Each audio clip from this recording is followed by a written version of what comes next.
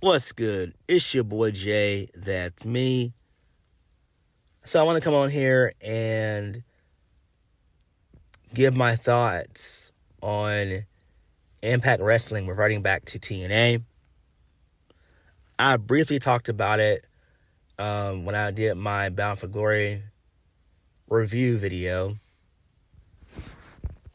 So I do think it was a smart decision by Anthem to allow Impact Wrestling to revert back to TNA. It makes a lot of sense. I've always called it TNA, even when it was Impact. I still called it TNA.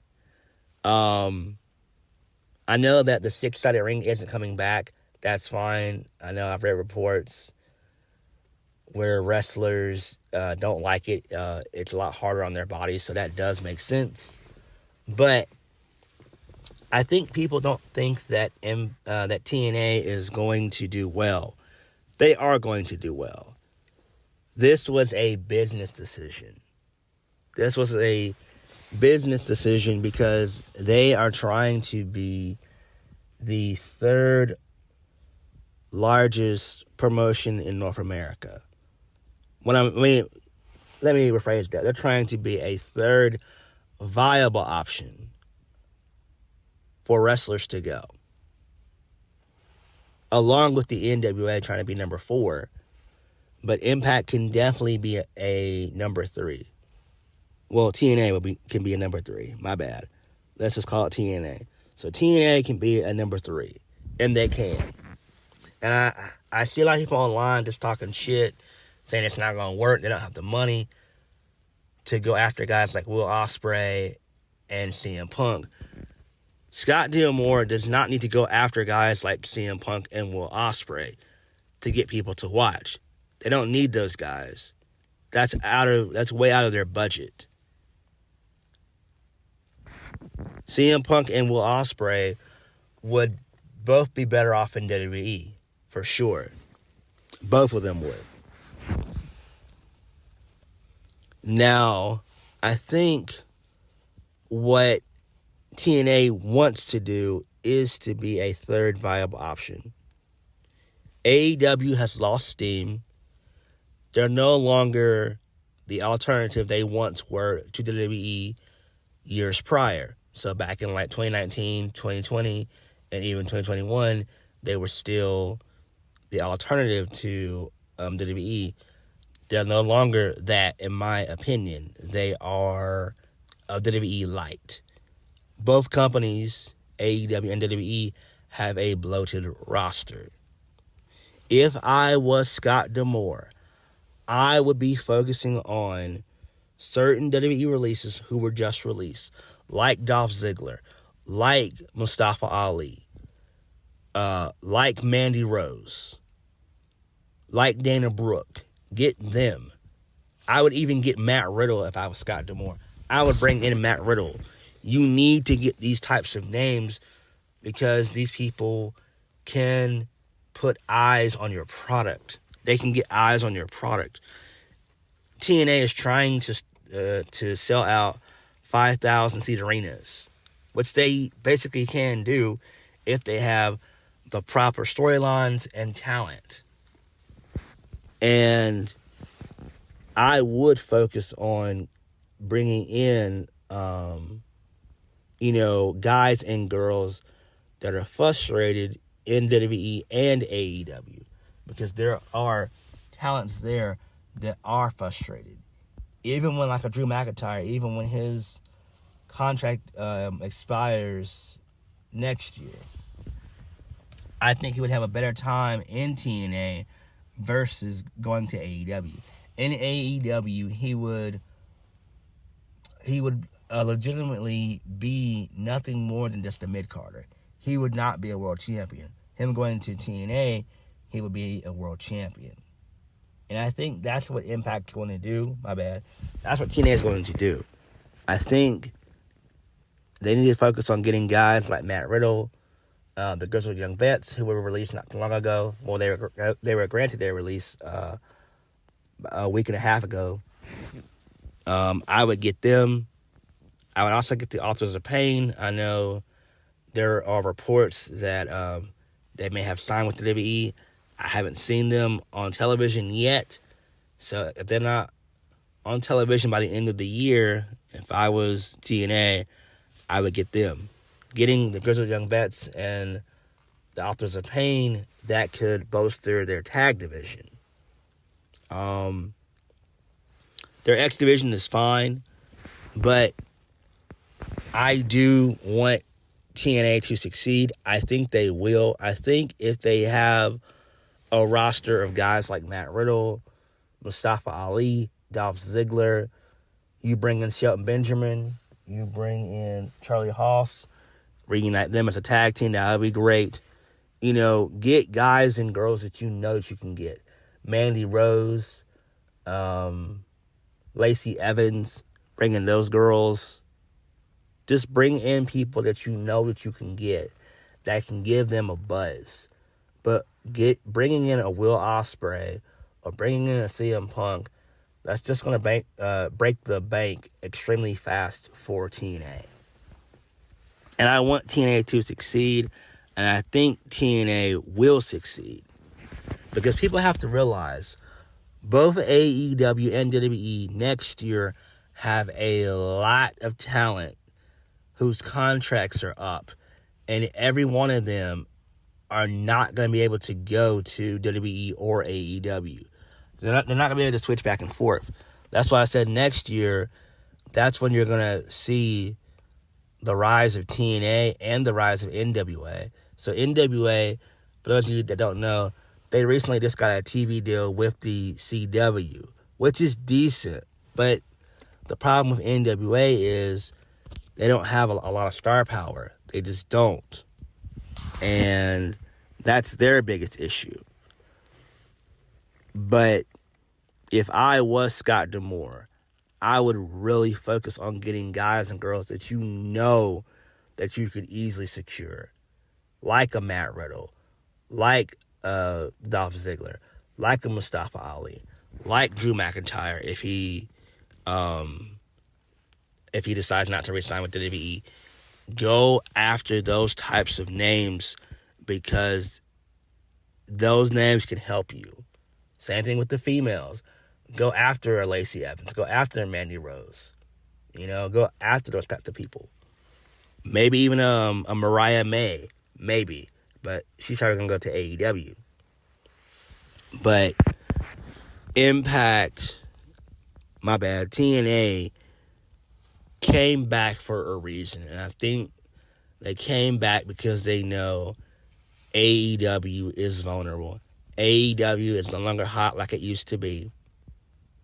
And I think if TNA plays their cards right and they bring in talent that they know that they can keep, they will do well. They can no longer focus on the guys like Josh Alexander, Alex Shelley, all of them. No. Move those guys out the fucking way and you bring in a new crop of talent. You have your producers be like Rhino and PCO, guys like that. Have them be your producers. Build that company around guys like Dolph Ziggler, guys like Matt Riddle. Build your company around those guys. Let those guys be your moneymaker. And I'm pretty sure that Ziggler, even though he wants to go to AEW, I think he would be way better off in TNA versus AEW. Because the only thing that he would do in AEW is just tag with his brother. When both of them could be doing that in TNA and actually be successful. And Ziggler could be TNA World Champion. Seriously, he can still go. I think that would be tremendous. And he would actually be used. Whereas if Ziggler goes to AEW, he'll be used, but just in a tag team capacity. And then not only that, he would just be just a mid-carder. He would not be world champion. You know? And that's the thing about it. Everyone in AEW feels mid. And I'm hoping that Anthem allows TNA to shop around for some TV deals. So that way they can get off of Access TV and do better. There needs to be a third viable wrestling promotion. GCW is not it. I wish people would quit saying that. They're not known like that. They are not. We need a third televised viable option to both WWE and AEW. And TNA definitely can be that. They can be that. If they make the right business decisions, they can be extremely successful. Because 2024 is going to be a very interesting year for both WWE and AEW. And I do think that maybe like a year from now, maybe even 2 years from now, that we could have a number 3 and number 4 viable wrestling promotion like TNA and NWA. I just think that if TNA focuses on getting guys and girls that they can get and bring them in, they'll do a lot better. They already have Trinity. So there's other people that they can get, you know? I could realistically see both Lacey Evans and Mandy Rose in TNA. I could. And they could be the new version of the beautiful people. They could. They really could. I think Matt Riddle would be tremendous in TNA. I think he would. I think he's mainstream enough and big enough to put eyes on that product. And that's who I would focus on. That's who I would get. And I really want TNA to succeed. I want them to succeed. I like Impact. I review Impact for a reason, because I like to get away from both WWE and AEW, and which is always a good thing. You know, just because your favorite podcaster doesn't review them, that doesn't mean shit to me. You know, I want there to be more places, more viable places that guys and girls can work, instead of trying to always go to the big two. Especially with WWE, they haven't secured their TV rights deal yet. Raw is still without a TV deal. Same thing with NXT. That's not good. We've yet to hear about a new TV deal with AEW. Now, AEW needs to go ahead and do something with Max. That would be good for them. But I really want TNA to be successful. Even though they're not bringing back the 6-sided ring, that's fine with me as well. I agree with that. I accept that.